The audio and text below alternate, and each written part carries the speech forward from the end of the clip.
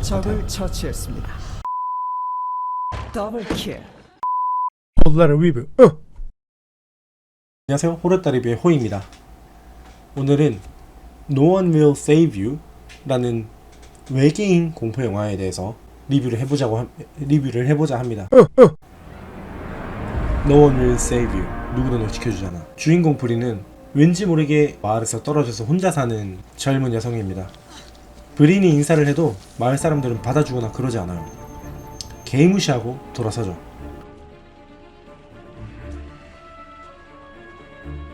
브린은 어머니도 돌아가시고 어떤 사람들에게선 대놓고 숨어서 살고 있습니다. 그리고 친구 모두에게 편지를 쓰는 것으로 하루를 보냅니다. 택배기사는 물건을 던져요. 브린은 아무래도 사회에서, 이 마을에서 버림받은 것 같습니다. 대놓고 전화해서 욕을 받기도 합니다. 완전히 고립돼서 살아가는 그녀의 모습이에요. 지금은 죽은 것으로 보이는 친구 모두.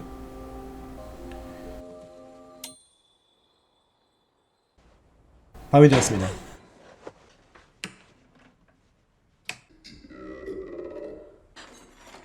누군가가 집에 침입했습니다.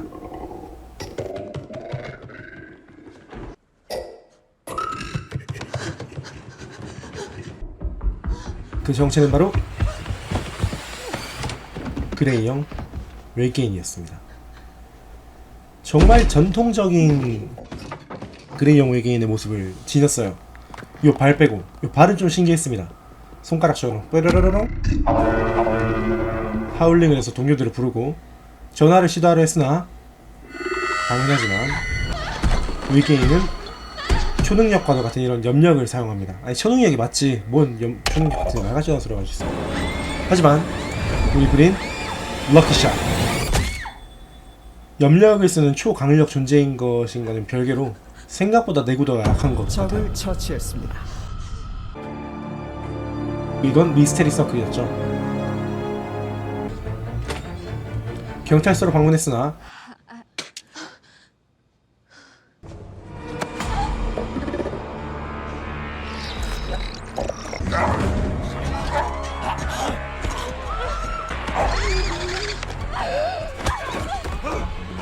브린은 이런 걸로 꺾이지 않습니다.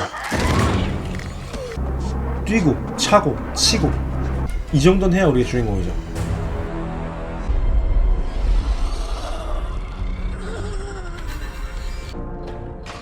마치 어둠의 표적에서 나왔던 것처럼 브린은 나홀로집의 스타일로 전쟁을 준비합니다.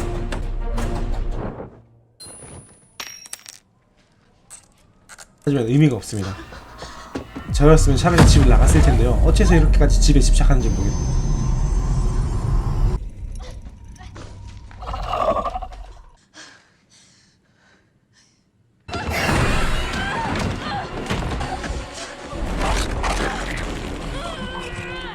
그라운드에서 물어뜯기까지. 이 정도는 해야 주인공입니다.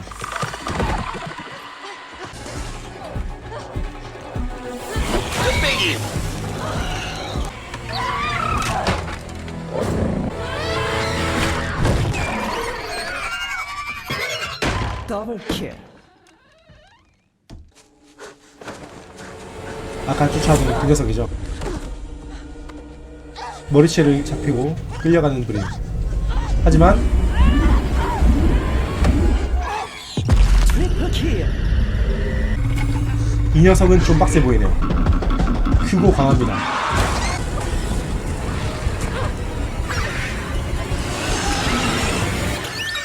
사킬. 쿼드라킬.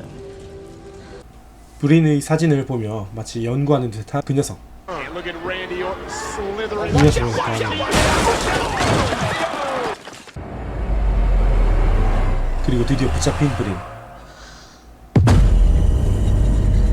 저희 집 고양이가 털을 토하는 것처럼 꼴럭.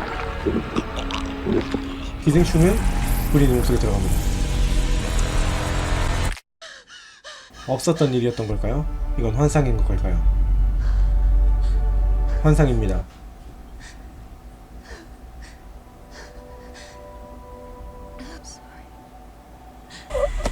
그녀는 환상을 거부합니다.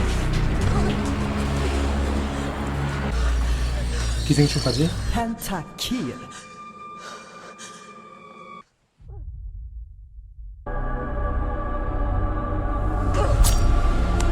우리네 클론마저도 헥사킬. 지금까지 6킬을 달성한 우리 주인공. 보통이 아니에요. 이제 외계인들은 대놓고 브린을 그냥 데려가서 연구를 시작합니다. 브린에겐 어떤 일이 있었던 걸까요? 브린의 과거를 모두 본 외계인들은 모선을 향해, 그들의 행성을 향해 소식을 보냅니다. 그들은 브린을 풀어줍니다. 마을로 돌아온 브린. 이제 그녀는 모두에게 반겨집니다.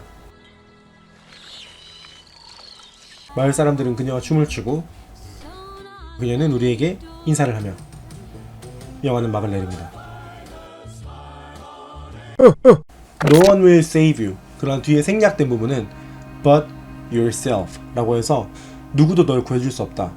너 말고는. 스스로 구하라는 거예요. 스스로 구하라는 건데 사실 이게 이 영화에서는 굉장히 중의적인 의미로 사용이 되었죠. 말 그대로 브린은 마을 사람 그 누구의 도움을 받지 않고도 스스로를 구해냈습니다. 뿐만 아니라 과거에 어떤 일이 있었지만 그 과거에 대해서 브린은 스스로를 구해내게 됩니다. 그게 포인트예요. 이 영화가 굉장했던 이유 중에 하나는요, 외계인 하면 떠오르는 그런 대표적인 이미지, 그레이 외계인을 대놓고 사용했습니다.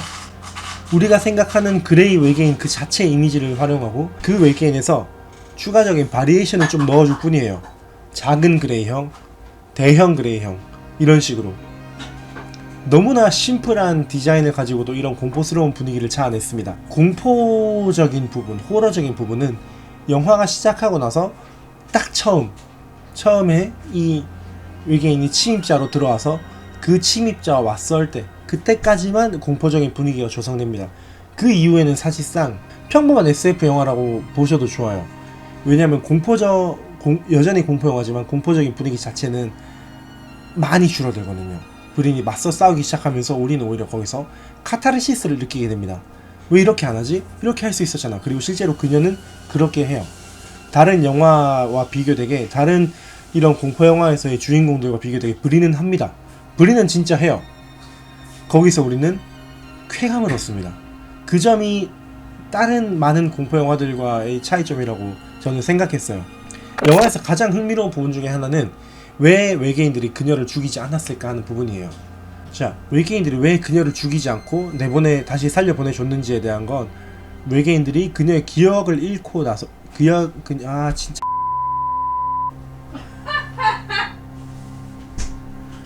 I'm so stuck at this shit. 제가 요 리뷰 요약본에서는 잘라낸 부분이지만 어린 나이에 살인자가 되었던 그녀는 이미 그 마을에서는 외계인이었습니다. 에일리언이었어요. 외계인들이 따로 그녀를 에일리언으로 만들 필요 없이 그녀는 이미 외계인이었던 겁니다. 특히나 엄마가 떠나고 나서부터는 완전히 혼자였겠죠. 그러면은 그들은 더 이상 그들의 기술을 쓸 필요도 없어요. 그만큼 떨어져 있는 존재였습니다. 그렇지만 제가 말한 대로 그녀의 기억을 모두 들여다본 뒤에 그 태도를 바꾸게 되죠. 거기에 대해서 화를 낸다거나 더 이상은 복수화를 하지도 않아요. 어떻게 보면 그녀를 이해하는 듯한 모습을 보여줍니다. 참 아이러니해요. 인간들에게서는 완전히 동떨어져 있고 증오받던 대상이었던 그녀가 이제는 소속감을 느낍니다. 인간의 탈을 쓴 외계인들에게서요. 재밌었던 포인트 중에 하나는 아까 말씀드렸던 것처럼 외계인들은 정복자가 아니라 이제 인류학자에 가까운 점이에요. 인간을 연구합니다. 단순히 죽이고 터뜨리고 이런 게 아니라. 그런 점이 이런 외계 생물질 공포영화와의 좀 차이점이었어요. 다른 외계 공포영화에서는 굉장히 많은 수를 학살하고 터뜨리고 온갖 행동을 자행하죠. 그러나 이 영화에서는 그대로 하나의 집단으로 새롭게 만들어냅니다. 재밌는 포인트였어요. 이 영화를 관람한 많은 분들이 도대체 이 영화가 뭔데? 이 결말 도대체 뭔데? 이렇게 좀 어려워하시는 분들이 있어요. 개인적인 생각인데요. 이 영화는 그렇게 심오하게 받아들일 필요가 없다고 생각합니다. 많은 영화들이 공포영화의 틀을 차용하는 것들이 이 안에 어떤 심오한 의미를 담으려고 굉장히 노력을 많이 해요. 근데 이 영화는 그럴 필요가 없다고 생각합니다. 굳이 심오하게 받아들이지 마세요. 있는 그대로, 보여주는 그대로 받아들이는 게 저는 좋다고 생각합니다. 굳이 막 여기에 뭐 이게 무슨 뜻이었을까, 이건 왜 그랬을까, 이건 떡밥은, 그럴 필요 없어요. 제가 생각하기에 개인적으로 이거는 그대로 받아들일 때 가장 즐거운 공포 영화가 될 것 같습니다. 이 영화에서 좋은 포인트 중에 하나는요, 사운드입니다. 사운드가 정말 효과적으로 사용돼요. 이런 빛에 대한 사운드, 외계인들이 사용하는 기술에 대한 사운드, 그들 간의 하울링을 통한 이런 대화 방식, 다양한 곳에서 감각적인 사운드들이 많이 사용됩니다. 이 영화는 독자적인 사운드를 굉장히 잘 살렸어요. 이런 소리에 집중하면서 보는 것도 포인트라고 생각합니다. 소리 하니까 생각났는데요, 영화 내내 대사가 거의 없어요. 많이 없어요. 아마 영어를 전혀 못하시는 분이 자막 없이 보더라도 영화 감상에 문제가 없을 정도로 대사는 거의 없습니다. 좋은 영화를 만드는 데에는 대사가 많이 필요하지 않을 수도 있다, 뭐 이런 느낌이라든지, 대사를 이렇게 많이 치지 않고도 재밌을 수 있구나 하는 점에서도 이 영화는 좋은 포인트들을 많이 가지고 있어요. This is Hope from Holla Review. 호아 bitches, so out. 오늘은 여기까지.